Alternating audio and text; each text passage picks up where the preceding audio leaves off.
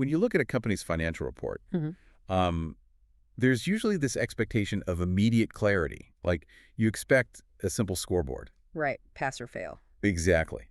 If you see green arrows pointing up, well, the company is thriving. If you see red arrows pointing down, you just assume something is fundamentally broken. Up is good, down is bad.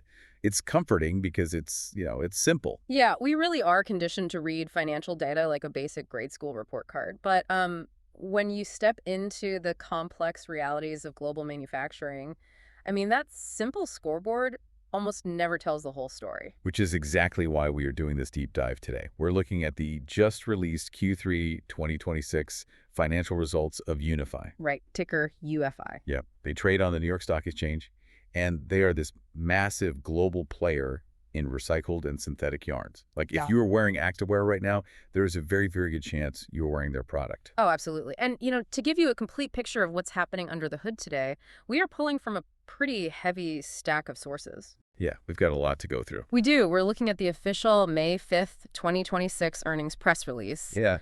We're diving into their Q3 slide deck, and we're going line by line through the May 6th earnings call transcript. Which was super insightful. It really was. That call gave us a lot of candid insights from their top executives, specifically CEO Eddie Engel, CFO AJ Eaker, and Executive Chairman Al Carey. Plus, we're layering in some real-time market data from MarketBeat just to, give it all some context. Perfect. So if I just read you the headline number from those sources, your instinct would probably be to wince. Yeah, the top line is rough. It is. Unifi reported an 11.3% drop in year-over-year revenue. They literally sold less stuff. Right. In fact, their net sales came in at $130.04 million, which actually missed the market expectation of $130.52 million. Oh, wow. Yeah. So in a simple scoreboard, that looks like terrible news. But, if you look past that single red arrow, this earnings report is actually a masterclass in operational resilience. It really is. We're going to look at how a company can completely rewire its financial DNA to make significantly more money while actively, selling less product. It's a massive contradiction on the surface, honestly. I mean, how do you shrink your sales but expand your profits? Doesn't make sense at first. Right. It challenges the entire corporate assumption that top-line revenue growth is the only metric of a healthy business. Okay, let's unpack this. Because the raw numbers here, the swing is just wild. Yeah, let's hear it. Yes, sales dropped. But their gross profit swung violently in the opposite direction. Last year, in this exact same quarter, Unifi posted a $400,000 gross loss. Wow. They were literally losing money on what they made. And this quarter, they posted a $9.1 million gross profit. That's huge. It's a 7% gross margin. It is just a night and day difference. What's fascinating here is that you see that efficiency trickling down through the rest of the balance sheet, too. Their adjusted EBITDA hit $4 million compared to a negative $4.9 million a year ago. Let's pause there for a second, actually. Right. Because we throw around acronyms like EBITDA a lot on here. Sure, yeah. For someone listening who doesn't, live in financial spreadsheets, how should they visualize that metric? So the easiest way to think about adjusted EBITDA is that it's the raw operating horsepower of the company's core business. Okay, horsepower. Yeah, with all the weird accounting quirks, taxes, and, one-time expenses just stripped away, it tells you if the fundamental act of making and selling yarn is actually generating value. Right. And a year ago, that core engine was basically stalling out at negative $4.9 million. But today, it's humming at a positive $4 million. And then there's the free cash flow, which CFO AJ Eaker pointed out was a major beat against management's own internal expectations. Oh, absolutely. They generated $7.2 million in free cash flow this quarter. And the crazy thing is, they were originally bracing for a cash burn. Right. And if EBITDA is the engine's horsepower, I mean, free cash flow is the actual fuel left in the tank after you've paid all the bills required to keep the lights on and, maintain your equipment. It's the real money. Exactly. It is real, touchable cash that you can use to pay down your debts or invest in new projects. And because they had that $7.2 million left in the tank, they were able to slash their net debt down to $68.4 million. So naturally, the obvious question is, how do they do it? Yeah. The sources point to this grueling year-long operational overhaul. They completely shut down their Madison plant. They consolidated their entire U.S. manufacturing footprint. And they just relentlessly optimize their stock-keeping units. The SKU optimization is really the true mechanism of this turnaround, I mean. It requires a level of executive discipline that is very, very rare. The way I'm visualizing this, it's like dealing with a giant, overgrown apple tree. Okay, I like this. For years, Unifi has been pouring water and fertilizer into every single branch of this tree. And in business terms, that water and fertilizer is, labor, machine time, warehouse space, raw materials. All right. But some of those branches were producing apples that literally cost more to grow than they could be sold for in the market. Those are the zero-profit skis. Yeah, the dead weight. Exactly. So what Unifi did over the last year was they took a chainsaw to the tree.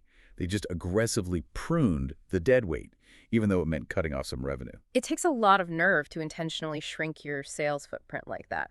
But your chainsaw analogy is spot on. Thanks. By cutting those zero-profit branches, the main trunk of the business gets infinitely healthier, because all that water and fertilizer is now being directed only to the branches that yield a high return. Right, you focus the energy. Yeah, and we see the starkest evidence of this in their Americas segment.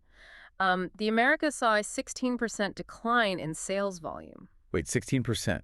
That is a massive drop in physical product going out the door. It is. But despite selling 16% less yarn, the Americas segment delivered a positive gross profit of $3.6 million. That's incredible. And that is the first time they've seen positive gross profit in that region in a long time. And AJ Eaker specifically clarified on the call that this was a volume decline, right? Not just prices fluctuating. Correct. They manufactured less stuff, sold less stuff, but somehow made more money doing it. Because they fundamentally lowered their revenue break-even point. I mean, when a company relies on massive, bloated scale just to break even, any tiny dip in consumer demand causes them to hemorrhage cash. Right, because the overhead is so high. Exactly. They have to keep the machines running 24/7 just to pay for the machines. But by shutting down the Madison plant and shedding the unprofitable SKUs, Unifi just doesn't need to run at absolute maximum capacity just to survive anymore. So they have built structural financial resilience into the company. They really have. But, eventually you can't just keep cutting your way to success. No, you can't. Like, if you've ever tried to manage a tight household budget, you know that eventually you just run out of coupons to clip. Yeah. Eventually you need a raise. Right. At some point, you have to figure out a way to actually bring in more money. A business has to grow. And that brings us to what Unifi is calling their Beyond Apparel initiatives. Yeah, so historically, when people think of synthetic yarns, they just think of the fast fashion industry. Sure, t-shirts and leggings. Right. But Unifi is making a massive strategic push into highly specialized, margin-heavy markets that are completely outside of the typical consumer closet. The one that really jumped out from the earnings call is their push into the military and tactical markets. Oh, yeah. They have this product called Fortison, which is an enhanced strength nylon yarn. And what's wild is that they can use their REPREVE recycled polymers as the base for this. Yeah. They're literally making tactical military gear out of recycled materials. Yeah. And CEO Eddie Engel noted that this military traction is finally moving out of the testing phase into serious commercialization. It is worth noting the context of that demand, actually. And we are strictly reporting what was discussed on the earnings call here. We're not taking any sort of geopolitical stance. Of course not. Yeah, just looking at the sources. Exactly. But Eddie Engel did specifically cite the current geopolitical environment, and he mentioned Iran by name, as a catalyst that could significantly increase overall market volumes for these tactical products globally. I have to push back on this military strategy a little bit, though. Okay, let's hear it. Because anyone who follows government procurement knows it is a complete nightmare. Oh, for sure. The military is an agonizingly slow-moving market to crack into.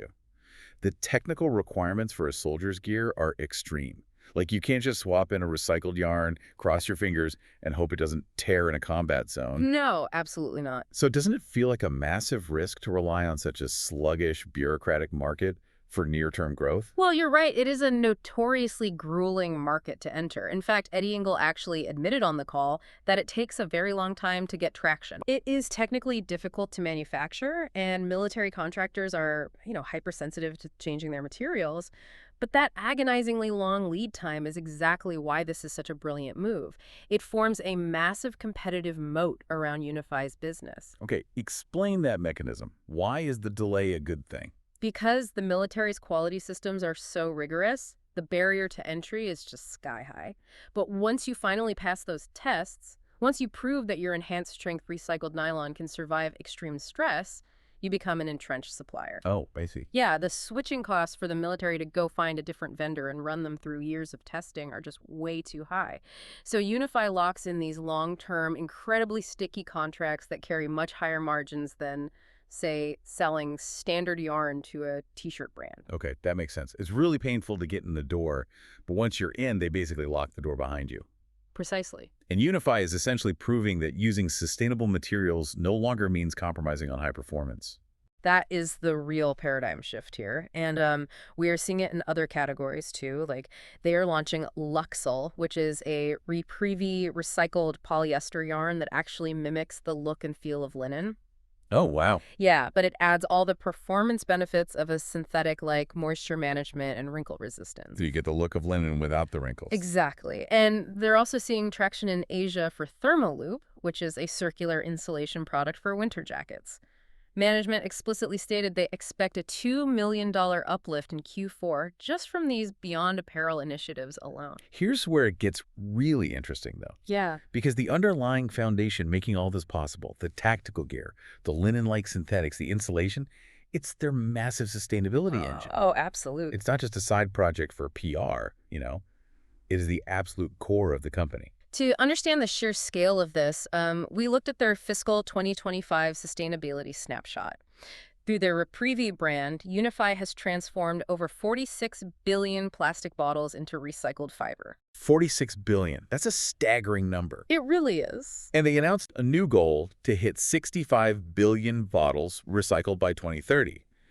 But they're kicking it a step further now with what they call textile-to-textile recycling. Right, through the REPREVE take-back program. Exactly.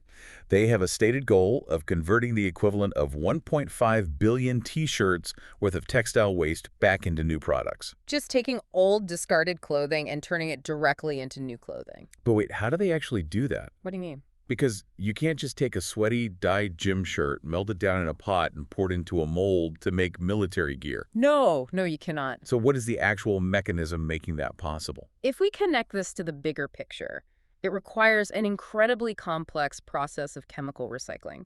So think of it almost like a reverse 3D printer. Yeah. When you throw an old polyester shirt into this system, they aren't just shredding it up, they are putting it through a depolymerization process. Depolymerization? Yeah. They use heat and chemical catalysts to break the fabric down to its absolute microscopic molecular level, like they sever the polymer chains back into their base monomers. So they're basically unmaking the plastic. Exactly. And once it is broken down into a base chemical, liquid, or gas, they can completely strip away all the dyes, the sweat, the impurities, and, the finishes that were on the old shirt. Wow.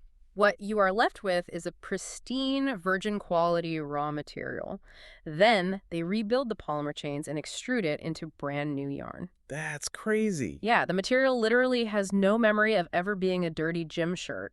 It is molecularly identical to yarn made from freshly extracted oil. That is incredible. And you can see why this is transitioning from like a feel-good environmental story into a hard dollar B2B sales drive. Oh, it is entirely driven by the market now. Yeah. Major global retailers are bound by incredibly aggressive ESG, environmental, social, and governance targets. Their shareholders and their consumers are demanding that they lower their carbon footprints. But, Nike or Adidas, they don't own chemical depolymerization plants. They don't have the infrastructure for that. So they are essentially forced to partner with suppliers like Unifi who hold the proprietary technology. Right. And more importantly, Unifi has the certifications. They use a system called UTrust and a tracer technology called FiberPrint. FiberPrint. Yeah, they actually embed a microscopic signature into the yarn itself so that a brand can test a finished garment and scientifically prove to their auditors that it is genuinely made from recycled materials. Oh, that's brilliant. It is. Unifi isn't just selling yarn anymore. They are selling these major brands their own ESG compliance. But having the most innovative, sustainable, verifiable yarn in the world doesn't mean much if the macroeconomic realities of the global supply chain prevent you from making it profitably. And that brings us to the chaos of global trade. The earnings report gave us this really fascinating regional breakdown of how massive global forces are directly impacting ground-level operations. Yeah, the situation in Brazil is a perfect case study of this. In Q3, Unifi's Brazil operations delivered their best sales volume month on record in March. which is amazing, but the why behind it is just a crazy lesson in global economics. It really is. Because for a long time, Asian competitors had been flooding the Brazilian market with cheap yarn. They were effectively dumping excess inventory, which drove down prices and created intense margin pressure for Unifi. But then the global market violently shifted. Those Asian competitors suddenly ran into severe petrochemical constraints. Right. The raw materials they needed to make their cheap yarns skyrocketed in price. Suddenly, they couldn't afford to dump cheap product anymore. They had to abruptly raise their prices just to cover their own rising costs. And because Unifi already has a localized manufacturing footprint right there in Brazil, they were perfectly positioned to instantly capture that massive wave of volume as buyers fled the Asian suppliers. Yeah. It shows exactly why having a diverse global footprint acts as a shield. And we are seeing another massive geopolitical shift play out right now in the Americas segment. On the earnings call, Executive Chairman Al Carey spent a lot of time talking about nearshoring in Central America. This is everywhere in business news right now. Yes. Massive clothing brands are just terrified of supply chain disruptions, and they want to move their manufacturing away from China and bring it closer to the U.S. And Central America is the obvious logical choice for that. But Carey pointed out that right now, the major sourcing organizations for these big brands are essentially paralyzed. Paralyzed. Yeah, they are waiting for clarity on shifting U.S. tariffs. Why does that paralyze them? Exactly. Because they're trying to run a very complex math equation. I mean, they need to know, is it ultimately cheaper to buy yarn from the U.S. and ship it south? Or is it cheaper to ship raw materials from China to Vietnam, manufacture it there, and then ship it to Central America? Wow. Right. Depending on how the tariffs fall, millions of dollars are on the line. So the demand to move to Central America is absolutely there, but buyers are just holding their breath, freezing their orders until the government provides tariff clarity. And while they wait, Unifi has a very immediate, very real challenge staring them down in Q4. CFO AJ Eaker warned investors on the call to expect a $4 million to $7 million increase in working capital needed for the upcoming quarter. Let's define working capital for a moment, actually. Yeah, good idea. Because this isn't money being spent on a new factory. Working capital is the cash tied up in the day-to-day operations of the business. Specifically, it's the cash sitting in the warehouse in the form of raw materials and inventory. Right, and the reason that number is jumping by up to $7 million is entirely due to inflation. Right. The cost of the petrochemicals and raw materials they need to literally spin the yarn is just going up fast. And this is where management is executing a very critical strategic pivot to protect themselves. To combat this inflation, they are rapidly shifting their customer contracts from traditional index pricing over to order-to-order pricing. So what does this all mean? Let me play devil's advocate here. Go for it. Under the old system index pricing, a customer's price was locked in based on historical averages. If raw materials spiked, Unifi had to just eat the loss until the next contract adjustment. Right. Order-to-order pricing means Unifi can pass those inflationary costs onto the customer almost instantly. But, you know, if I'm a buyer for a major apparel brand and Unifi calls me on a Tuesday and says, hey, inflation is up, so your yarn costs 10% more today, I'm going to hang up the phone and call their competitor. Doesn't this just alienate their customers? Well, in a commodity market, yes. If Unifi was just selling standard, run-of-the-mill, easily replicable white polyester, the customer would absolutely hang up and call someone else. Yeah. But this is exactly why everything we've talked about today connects. Because they aren't a commodity anymore. Precisely. Because Unifi spent the last year pruning the dead weight and focusing entirely on highly specialized value-added products, they have total leverage. Oh, I see. If a military contractor needs the specific tensile strength of Fortison to fulfill a government contract, they can't just call a cheap overseas mill. If a global brand needs the U-Trust certified REPREVE yarn to meet a legally binding ESG target, they have to buy from Unifi. So the specialization provides the pricing power required to survive global supply chain inflation. Exactly. It is an incredibly tight strategic loop. The innovation protects them from the inflation, and it really brings into focus why a deep dive into a seemingly obscure yarn manufacturer matters to everyone listening. It's very easy to overlook a company operating in the middle of the supply chain. It is, but companies like Unifi are really the invisible thread running through the entire global economy. I mean, they offer a perfect microscopic view of macroscopic trends. Whether you are tracking the migration of manufacturing away from China or watching how global petrochemical inflation impacts the price of the jacket you want to buy or, just trying to understand the actual mechanics of corporate sustainability, It is all happening right here. And it forces us to rethink our entire relationship with the things we buy. I want to leave you with a final thought on that, actually, building on Unifi's REPREVE take-back program. Yeah. We talked in depth about the depolymerization process, literally chemically breaking down old garments to spin pristine new yarn. If that textile-to-textile technology continues to scale globally, and the chemical process of breaking down old clothes eventually becomes cheaper than extracting new oil from the ground. Oh, wow. Yeah, it completely shatters our current economic model. We have to ask ourselves, will we eventually see a future where our own closets, packed full of discarded fast fashion, become the world's most valuable raw material mines? That is a crazy thought. Right. Will the very concept of waste in the manufacturing industry simply cease to exist? It's a massive paradigm shift. And it brings us right back to the beginning of our deep dive. Sometimes you look at a financial report, you see an 11% drop in revenue, and you assume the worst. Yeah. But if you look past the basic scoreboard, you might find a company that is actively rewiring its DNA, pruning the dead weight, and literally using molecular science to turn our garbage into the future of global manufacturing. That's all for today. Thanks for joining us on the Deep Dive. Yeah.